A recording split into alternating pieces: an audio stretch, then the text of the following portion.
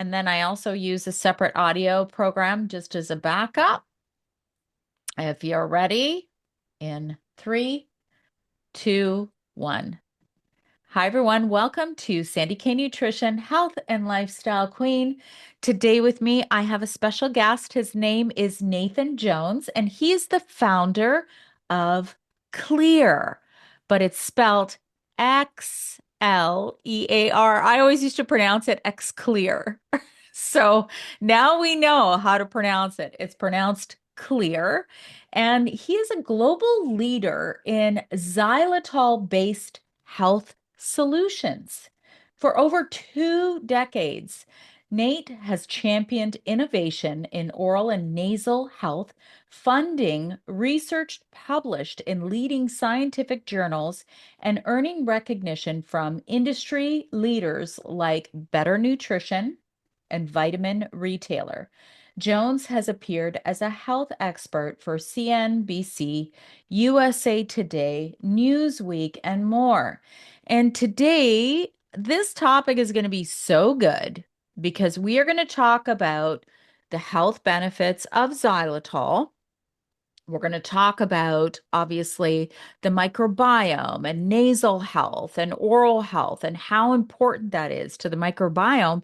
But we're also going to talk a little bit about censorship of these natural health products that are researched and are studied to really be beneficial for our health and especially for prevention. Because that, most of you who know me know, I'm like, listen, there's a lot that we can do in this life to be preventative with our wellness. So, with that, welcome, Nate. Thank you so much for coming today. Well, thank you for having me, and I hope it's a very interesting conversation. I feel like it will be because we had a little chat beforehand, and I think we've got a lot of good stuff to bring to everybody. And of course, I always like to begin with, how did you get into this? How did this all begin for you? I got into it because my father is a physician, and he is the one who started using a xylitol nasal spray. A lot of people are very familiar with saline nasal sprays, saline irrigation. He was the first one that really added a xylitol to it to help prevent these kids in his practice from having ear infections. And where that came from is prior to 1998, they've been looking at xylitol and how it prevents tooth decay since the late 1960s. They've known for 50 plus years now that it helps reduce plaque, that it helps actually get rid of the strep mutans bacterial infection that causes tooth decay. It works differently than fluoride or these other remineralizing agents because those simply mask the problem. They make your enamel more resistant, but they don't actually address the bacterial infection. And that's something that xylitol or any other non-hexose polyol, any non-hexose sugar molecule will do.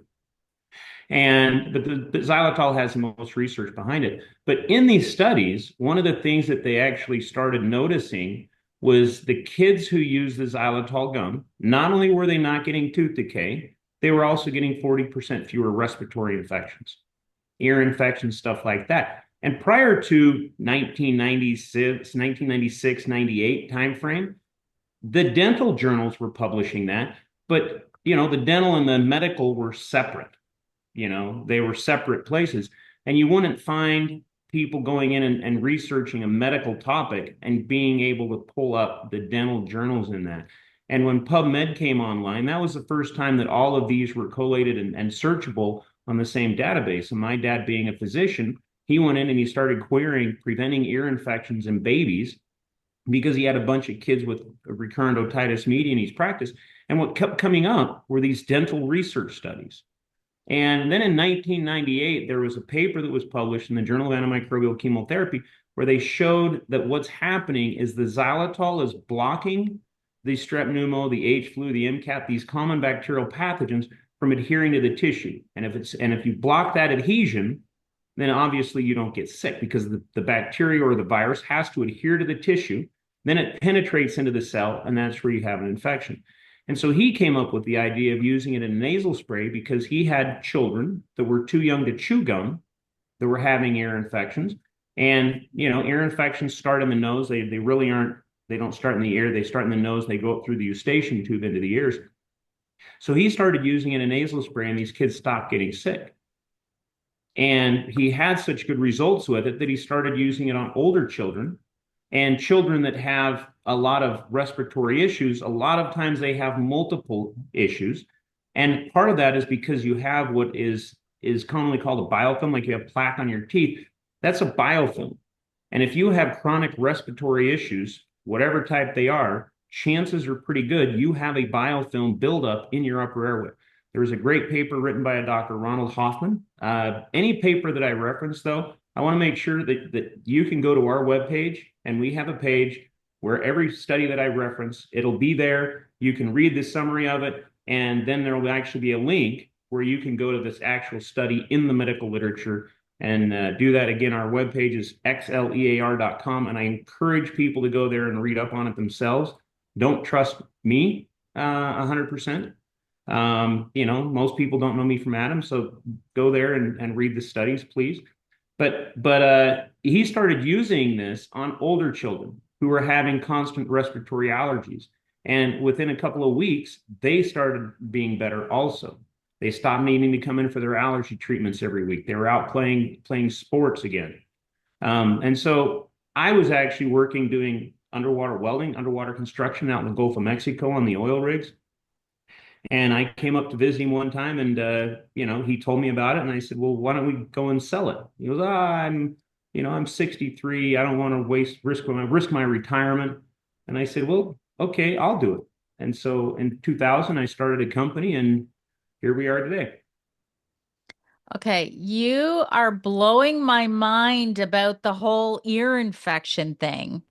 And I'm going to tell you because my daughter, she's now almost 20, but she was that kid.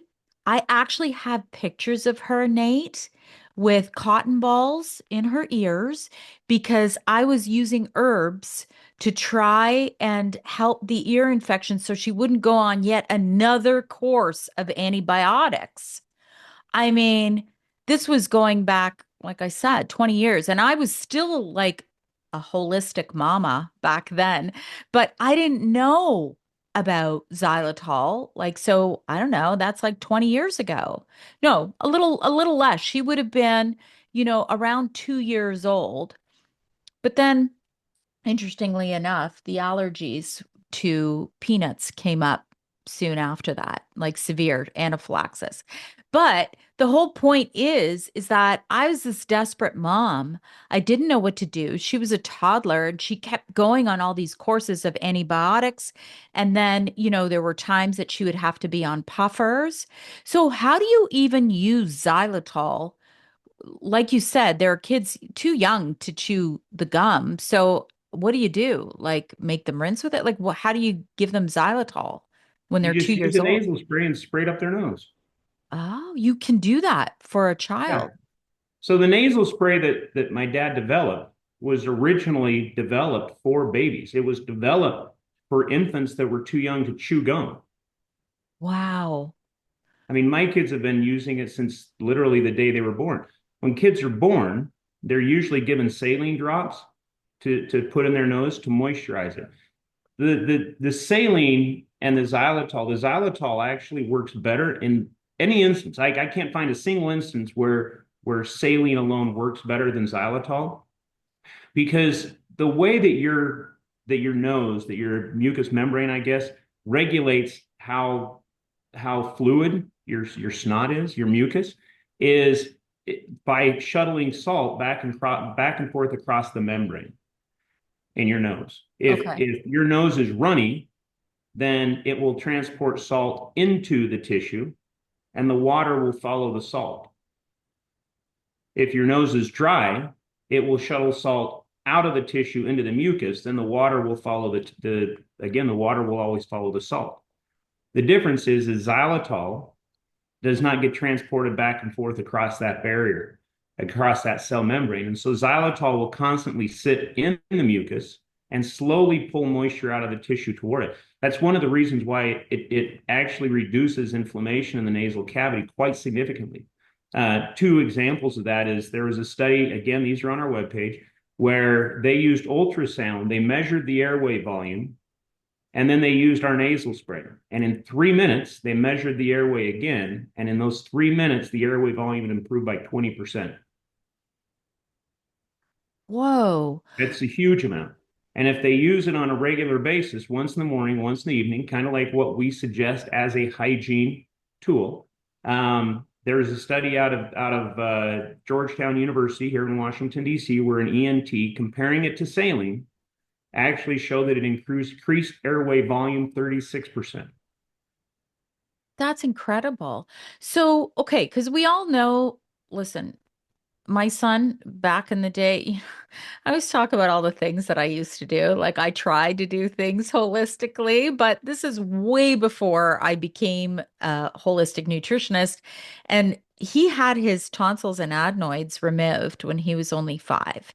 And one of the things that I've always taught him since I became a nutritionist, which was not that long ago, I would always tell him to do salt rinses because that's what I learned was a good way to prevent the viruses from basically going down to his chest and causing a chest infection. So your research is kind of showing the benefits from the nasal cavity, the oral health, all the way down to the respiratory health. Correct. Oh, that's And that's I want to point out, this isn't us paying and doing research. This is research that's being done independently at universities, at other research institutions. I mean, most of the research that we're funding is actually research that we as a company will never use, but it's research looking at xylitol and how it helps with cancer. what with okay. Let me go back a little bit because there's so much to unpack. It goes from xylitol can benefit the microbiome in the mouth, the nasal cavity, all of that area, all the way to the chest. And now you're talking about cancer. Well, the stuff we're doing with cancer, let's not dig into it. There are a couple of papers out there that have been published. Okay. Again, this is not something that we sell products for or we ever plan on selling products, but there have been studies showing that xylitol helps to stop the progression of oral cancer. There have been studies showing that xylitol helps with lung cancer, causing it to autophagocytize, which means eat itself. Stuff. I mean, there's a couple of really good studies out there, and there's another one that'll be published here shortly, where from Northwestern, where they actually took lab rats that were humanized and they had cancer, and you'll have to read the study, but it was very interesting. Um, but that should be out published pretty soon. Okay. How does xylitol affect the microbiome? I mean, you kind of touched on how saline works and how it helps to move salt, I guess, in and out of the tissue, but how does xylitol work to affect the microbiome? Well, so xylitol is a carbohydrate. Okay, Yeah, it's a sugar alcohol, it's a right? sugar alcohol. But the difference is if you think about this for a couple of minutes, if you go back before we started refining sugar, what do you think the number one sugar carbohydrate that we were eating was? It was 5 and 4 carbon sugars. Because the 6 carbon sugars that we're using that are refining, those only come out during the harvest time. And so we would have those when fruit was being harvested, when grains were being harvested, that's when we would have the 6 carbon sugars. But the rest of the time, the number one sugars that we were eating were 5 carbon sugars. And 5 carbon sugars are part of the if I'm trying to not go too deep into biology class here, but plant walls are made up of xylan, and that xylan sounds a lot like xylitol because that's really where it comes from. So any plant wall that's made up with xylan, which they all are, those are long carbon sugar alcohols that like xylitol, that's where that comes from. Okay, you're blowing my mind here. By the way, I hated biology, just so you know. So I'm trying to get into that scientific mind because I think this is important. Because a lot of people, like, you know how a lot of the keto stuff is using sugar alcohols. And Hmm. if you eat too much of it, it's going to upset your stomach, right? Like, if you're eating mounds of it, it could give you a little bit of digestive upset. It does, but if you continue using it on a regular basis, you're going to switch your gut microbiome back to a healthier microbiome, more like what our microbiomes were 300, 400 years ago. Why is that, Nate? Well, is Because it that's what we were eating 300, 400 years ago before we started adding refined six carbon sugars into our diet. was basically the sugar alcohols from plants, is what you're Yeah, saying. correct. But you hear that too, right? You hear about people getting digestive upset now if they eat too many plants. Correct. That's But what fascinating. you have to do is you have to let your gut microbiome adjust. I mean, if you start eating a lot of plants and you start getting digestive issues, keep eating it. I mean, give your gut microbiome a couple of months. You might have to put up with some uncomfortable moments, but continue doing that and maybe do it more on a gradual thing. Because if you let your gut microbiome adjust away from the six carbon sugars that our standard American diet is today, you get to be a healthier microbiome. It's interesting that you say that because I have made a concerted effort. I am a nutritionist. I do try and eat whole, real foods. I don't believe in specific diets, but I did notice like when you add in a ton of plants, you can feel the difference in your gut. And there is this adjustment period for sure. So, but of course, we're not talking about eating mounds and mounds of sugar alcohols because in something like this, like the nasal spray, you shouldn't feel digestive upset from You using it. would, I don't know that we've ever had anybody from the nasal spray complain. And I mean, usually where it is when you're using it to cook. And a lot of people that are diabetic, they're going to use xylitol or erythritol, a lot of these sugar alcohols, because especially erythritol, because there are 0 calories. Your body cannot metabolize erythritol, and so you get something that's sweet and that has no calories to it. Yeah, I used to do the whole keto diet and everything that I made, baked with was using xylitol. And I think not xylitol, erythritol. It was erythritol that I used. And I almost think I overused it. Is it possible to get too much xylitol Um, or erythritol? Like, is that I'm possible to have too I'm much? sure there is, but if your option is to have too much sugar, I think you're going to be better off having more erythritol than you are having sugar. But what I actually use a blend of xylitol and erythritol, 60% erythritol, 40% xylitol. That's what we use in my house when we're cooking and we want to make something sweet. It works just like sugar. It has some calories to it, but not nearly as many. I mean, you're down to about, I can't remember what it was. We figured it out once, but I think you're down to about 3 calories instead of 16 for a tablespoon. You get the sugar, you don't get any of the gastro issues. We haven't had any of those at that blend. Okay, so let's get into some of the actual xylitol products. So there's nasal spray. You and I had an interesting little discussion about toothpaste, fluoride, and Yeah, that because you guys also make a toothpaste that's xylitol. correct. And we have mouthwash and gum and mints. Again, the big body of science behind the utilization of xylitol is actually, I mean, it's actually in how it prevents tooth decay, and it does it by treating the strep mutans bacterial infection that is in your mouth, as opposed to what what our dental industry is telling us is the solution is fluoride, fluoride, and more fluoride. And after you've had too much fluoride, then use some more fluoride. But what the fluoride does, the fluoride simply makes your enamel stronger.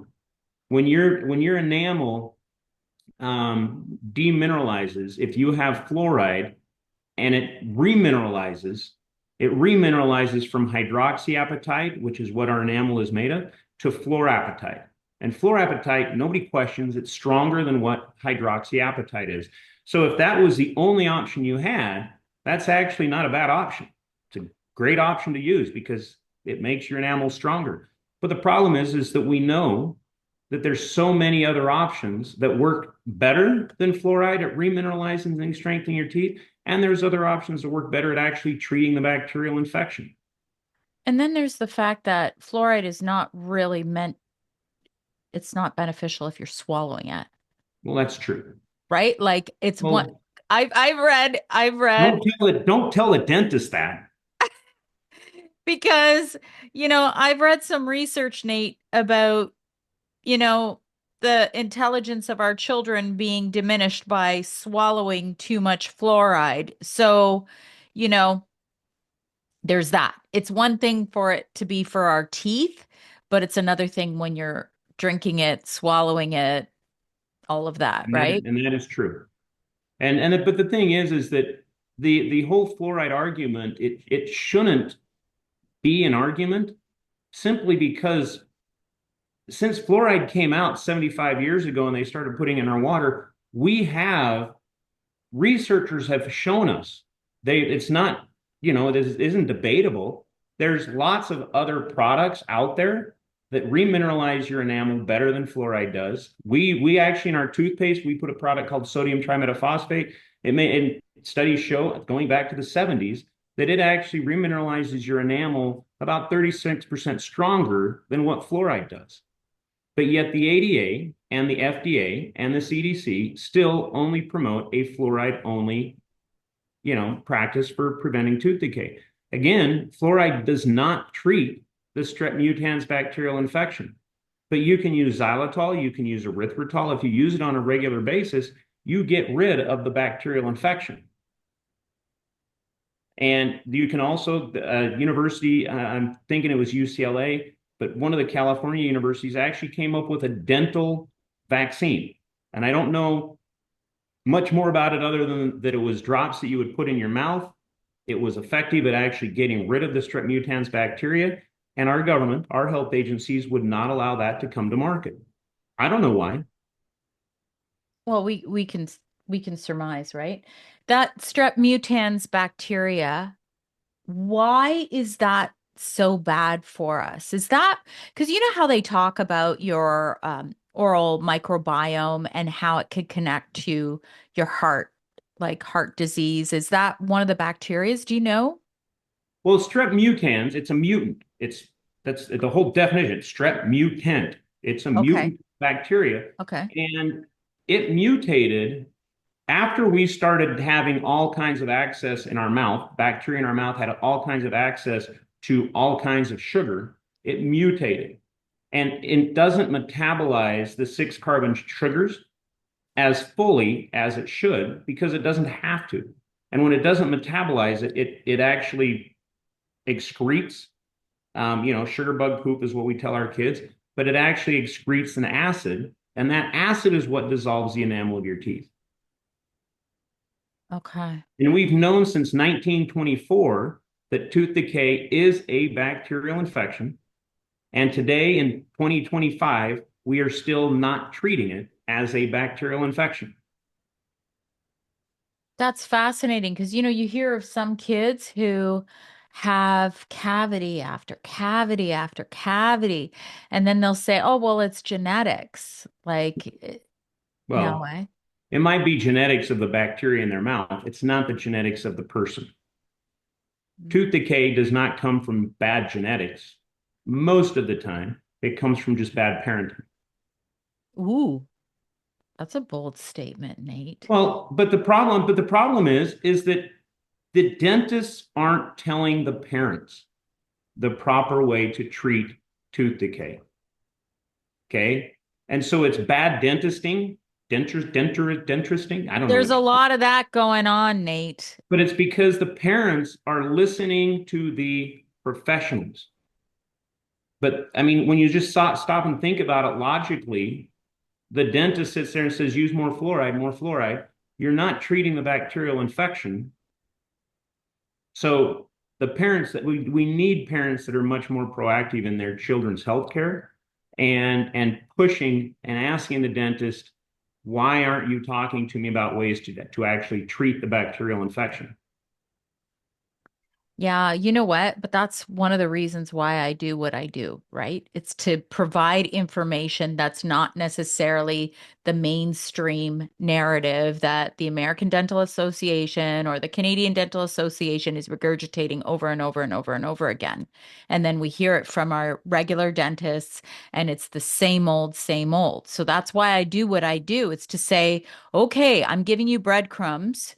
Now you can go follow them and research it for yourself. Like you said, you have a lot of these independent studies, but that's why I do what I do. But a very important point that I need to make is the way that I heard about your company.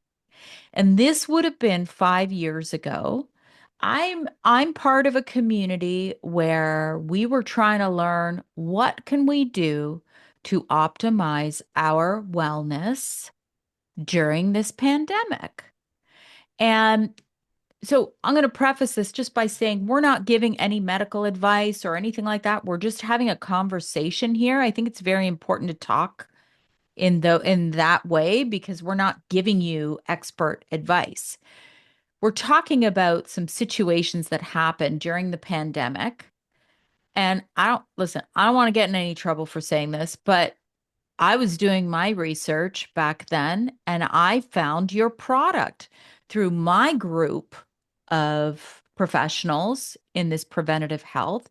And I traveled with it, Nate. I traveled with it and I was spraying my nose with it because everyone's like, okay, you got to test before you go away for COVID. You got to test before you come back. And I'm like, shit, I don't want to leave my kids stranded at home. I have to be in quarantine for 2 weeks, for God's sakes, coming home from Vegas with my husband. I brought your nasal spray along with another spray and I was using it. So talk to me about the whole stuff around COVID because from my understanding, there was some lawsuits, there was all kinds of things that happened. And, I would love to hear your perspective on all of it. Well, that is true, all of what you just said. And again, I'm not giving any medical advice. I don't sell any medical products. What we actually are giving advice on is hygiene and better practices and better ways to practice better hygiene. And hygiene, according to the dictionary, is acts of cleanliness with a improved health, with a desired health, with a desired improvement in health outcome, I think is what it is exactly. And I think that should be changed just a little bit to where it's acts of cleanliness and moderating a microbiome, a gateway microbiome for acts of improved health or for a desired improvement in health outcome. Because most of the times that we get sick, it enters through our nose or our mouth. Okay. And I'll give you two great examples because, you can bring up the COVID thing. During COVID, in early 2020, there were two papers that came out, one out of Israel, one out of Canada, where they actually showed and pointed out that if you had periodontal disease, which is inflammation of the gums, and you caught COVID, you were 8 times, not 8%, 8 times more likely to be hospitalized and die from it. Okay, that's a big number. And did you ever hear our public health agencies come out and say, hey, people, while you're sitting at home munching on the pizza that you ordered because we told you to stay there, brush your teeth a little bit? You didn't ever hear that.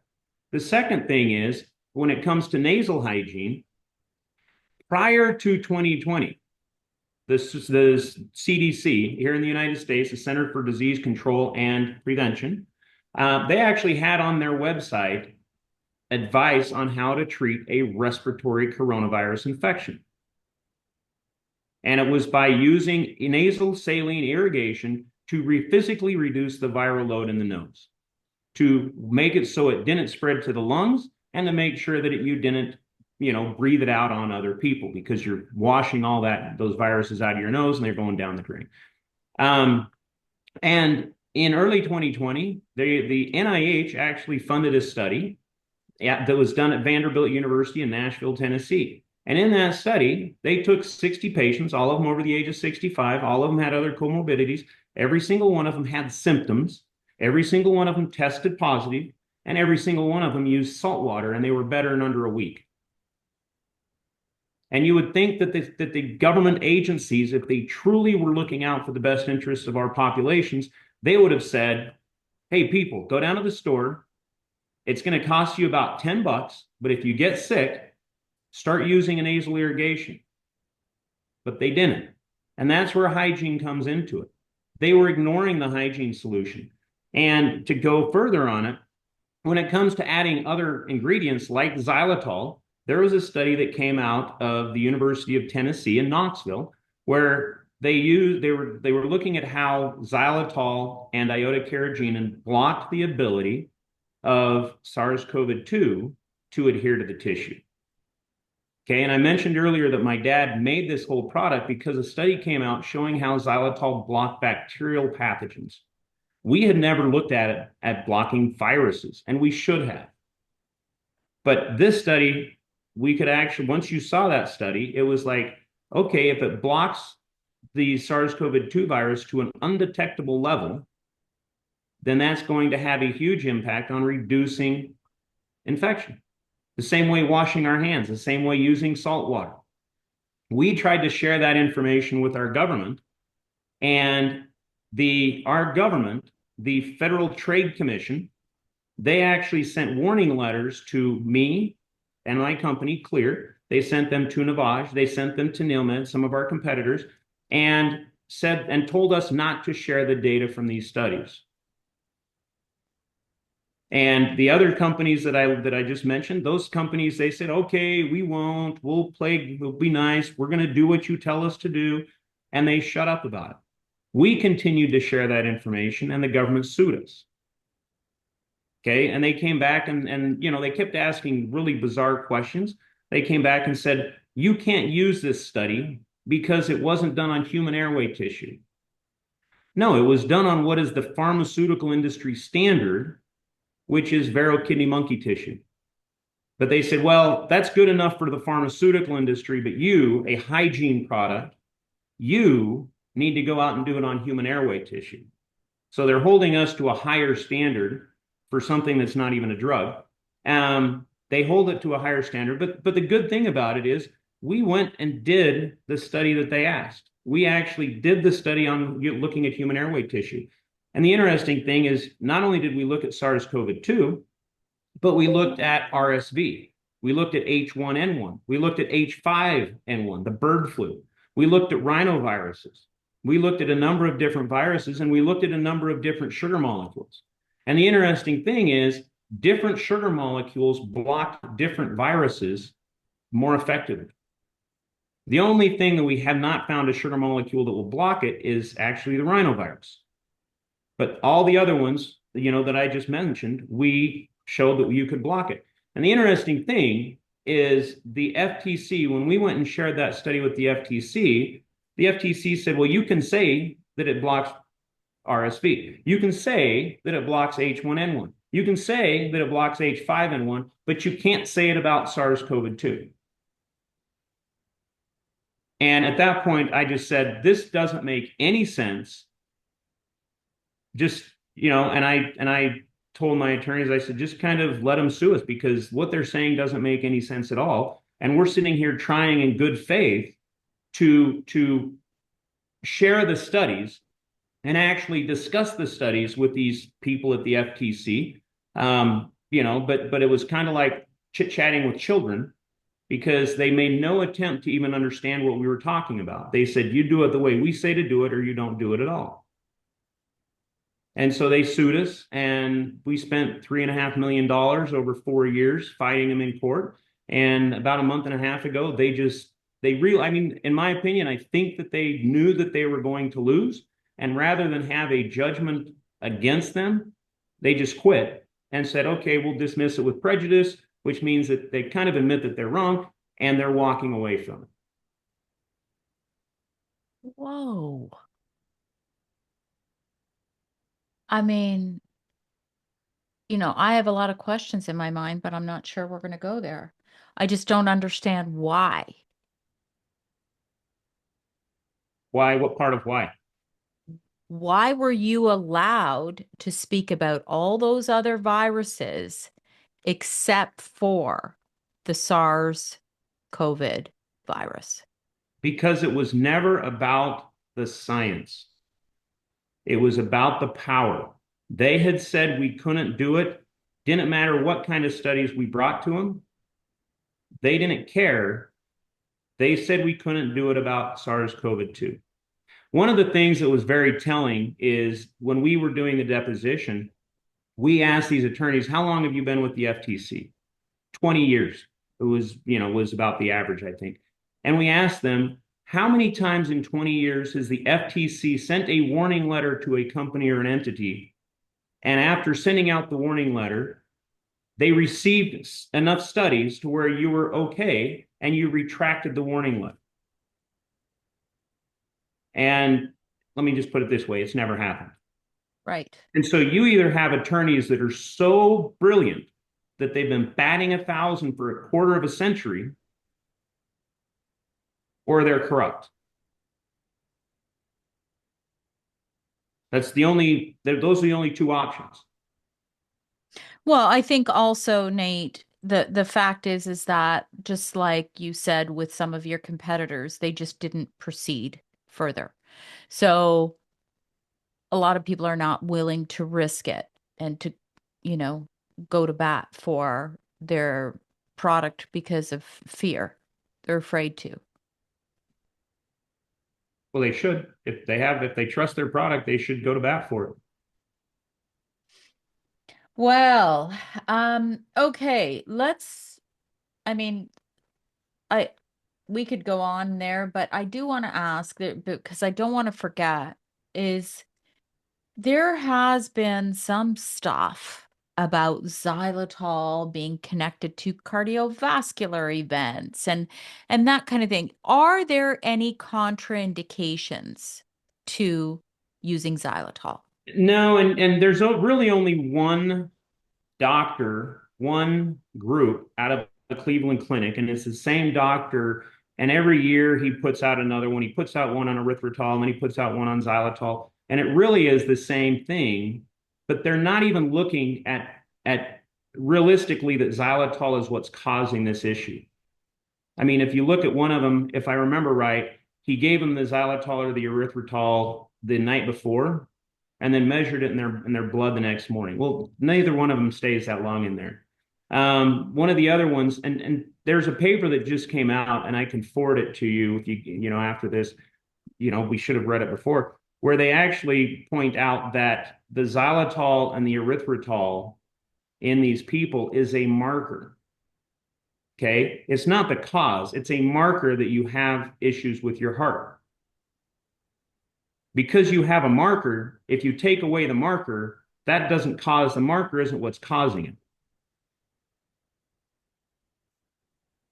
Oh, interesting. So, because like I just find it confusing.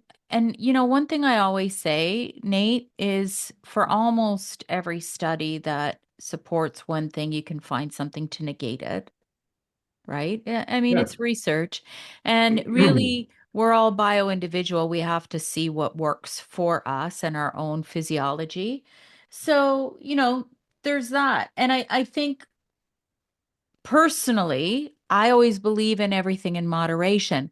So if I'm using a nasal spray daily, or that is xylitol, or I'm using a mouthwash that is xylitol, I'm not gurgling, jugs of xylitol. Please, no, you need, no, I'm kidding. Yeah. No, once in the morning, once at night. I mean, and what we tell people to do with xylitol, with our products, You brush your teeth once in the morning, once at night. Hopefully, you're using a xylitol toothpaste. And the reason why is most of the toothpaste that you're going to find on the market will have sorbitol in them, which is a six carbon sugar alcohol that feeds the strep mutans bacteria. So if you're using a toothpaste or a mouthwash that has sorbitol in it, you're actually feeding the bacteria you're trying to get rid of. Right. And you were saying your toothpaste has both the xylitol as well as what was that other ingredient that's really good for the enamel that's better than Sodium fluoride? trimetaphosphate. Sodium, sorry. Sodium trimetaphosphate. Okay. So that's really important because it sounds to me like a very comprehensive formula that deals with that bacteria, right? And then Correct. also helps with the enamel. Now, here's something interesting. This just pop, maybe this isn't going to make any sense to you, but we're talking because I did read some research about the xylitol and heart. However, if the bacteria in your mouth is, let's say the poor bacteria is overgrown in the mouth, that in and of itself can cause heart disease. Absolutely. You see And what the I'm, reason why is if you have inflammation in your gums, bacteria, a good way to describe inflammation, and I describe this to doctors all the time, and a lot of doctors don't really understand the significance of why it matters. But think of it this way. Think of your tissue. Take a bunch of beach balls, okay? Let's say 50 of them.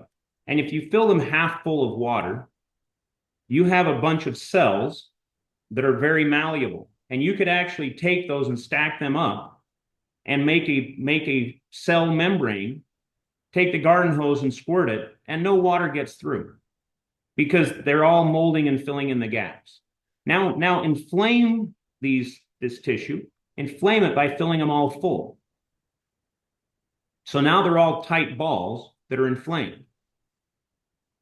And how big are the gaps between each of those cells? Spray that wall with a garden hose, and there's all kinds of water getting through. yes. And so, anytime you have inflammation in the mouth or anywhere else, what you're doing is you're opening up that membrane for bacteria and viruses and other pathogens, other things to go straight from your mouth straight into your bloodstream. Right. Totally makes sense. And I actually did a little bit of research before I recorded with you on the fact that you use grapefruit seed extract in this. What Correct. does that do? Well, we've been using it for 25 years, 23 years as a preservative. Oh, interesting.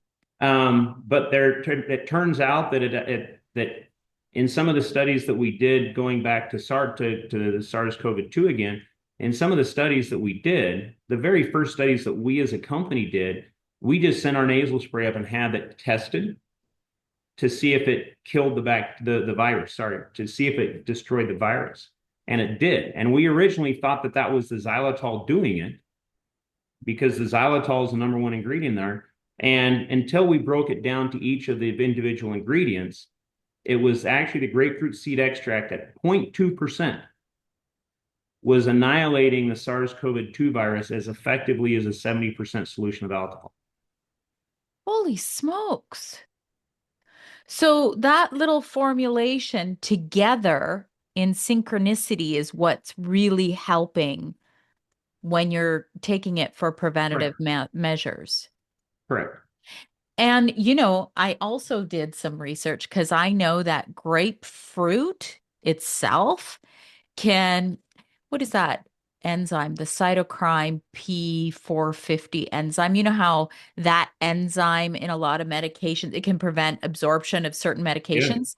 The research that I did showed that there's not even close to enough that it would interfere No. with that. In 23 years, we've never had anybody call and say, hey, this has affected my heart medication. Right, right. And for me, I'm gonna look at every single ingredient. I know most people don't, but that's why we're here talking, right? Yeah. So, but okay, you know what? I think this is really been an incredible conversation. Is there anything that I didn't touch on that you'd like to touch on, Nate? Oh, I'm sure that as soon as I, cut the feed, it'll be, oh, we should have talked about this. Oh, we should have talked about that. We talked about it in oral hygiene. We talked about it in nasal hygiene. The two are very much connected. And the two are very much drivers of our gut microbiome. Our oral and nasal microbiome are really what drives the health of our gut microbiome. Um, if you want to really get off of pharmaceuticals, I think the most effective way to do it is through better oral and nasal hygiene. I mean, if you go back to the late 1800s to the mid 1900s, we had the largest increase in longevity and quality of life ever recorded in history. And the pharmaceutical industry and the medical establishment, they try to take credit for that. But if you go and look at it, what was truly driving that was that we were having clean water piped to our houses and we were having sewage taken away. And we had people going around teaching us. I mean, we had sanitation police, believe it or not, here in the United States. I don't know if you had them in Canada, but around the turn of the century, we had sanitation police that were going around and making sure that people were actually cleaning up their houses. We had water, we could bathe, we could wash our linens, we could wash our bedding. And so we started getting healthier, and the pharmaceutical industry came in and looked at all these and said, hey, well, let's make a vaccine for this. But if you go look at the actual charts of the diseases, the vaccines, for the most part, came in well after they started declining. And it was more hygiene and sanitation that improved that than it had anything to do with the medical establishment. And that's something that if we could get our public health agencies to focus on hygiene and sanitation, health or exercise and nutrition, those are really what I call the four pillars of great public health policy. I don't think that people working in public health should even be allowed to discuss pharmaceutical products. Leave that to the doctors, leave that to the pharmaceutical companies. They're going to get their pound of flesh. Trust me, I think we all, know that they have too much. But if you can rein in what public health agencies can talk about, where they talk about those four things: nutrition, exercise, hygiene, which is personal, and sanitation, which is communal, you're gonna start to see some really increases in longevity and quality of life, like what we were seeing in the early 1900s.